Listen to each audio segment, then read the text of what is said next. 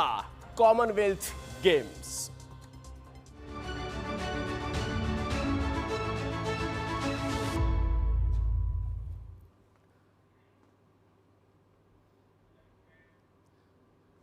તો તમામ અમદાવાદીઓ માટે આ ખુશીના સમાચાર ચોક્કસ કહી શકાય। ગુજરાત માટે ઐતિહાસિક દિવસ અને અમદાવાદમાં રમાશે કોમનવેલ્થ ગેમ 2030।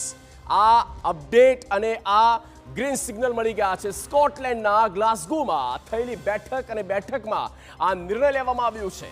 નાઇજીરિયાને પછાડી અમદાવાદે યજમાની મેળવી લીધી છે। અમદાવાદ પર મહોર મારી દેવામાં આવી છે અને અત્યાર સુધી વિશ્વના 9 દેશો કોમનવેલ્થ ગેમ્સની યજમાની કરી ચૂક્યા છે અને હવે આ યજમાનીનો વારો છે ગુજરાતનો, અમદાવાદનો।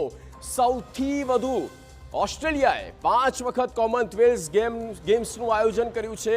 અમદાવાદની વાત કરીએ તો આ CWG 2030 જેનું આયોજન થશે અમદાવાદમાં તમામ માટે આ ખૂબ જ મોટી બાબત કહી શકાય અને આ ખુશીની વાત કહી શકાય જ્યારે અમદાવાદના આંગણે અમદાવાદીઓની વચ્ચે જ્યારે કોમનવેલ્થ ગેમ્સનું આયોજન થઈ રહ્યું છે। નાઇજીરિયાએ પણ તેની મજબૂત દાવેદારી કરી હતી અને નાઇજીરિયાને પછડાટ આપીને અમદાવાદે આ મહોર એની ઉપર મારવામાં આવી છે।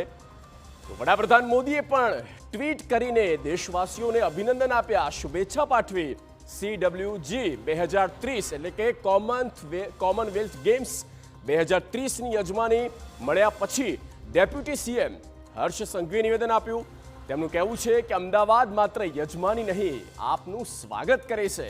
વસુધૈવ કુટુંબકમ અને અતિથિ દેવો ભવની અમારી ભાવના છે। આ માત્ર સૂત્રો નહીં પરંતુ અમારો વિશ્વાસ છે। ભારત, ગુજરાત અને અમદાવાદ વતી હું આપનું સ્વાગત કરું છું। ભારત, ગુજરાત અને અમદાવાદ વતી હું સ્વાગત કરું છું અને યજમાની મળી મુખ્ય પ્રધાને પણ નિવેદન આપ્યું। તેમણે કહ્યું કોમનવેલ્થ ગેમ્સની યજમાની મળવી ગૌરવની વાત છે। કોમનવેલ્થ ગેમની યજમાન ભારતને મળે એ આપણા સૌ માટે ગૌરવની વાત।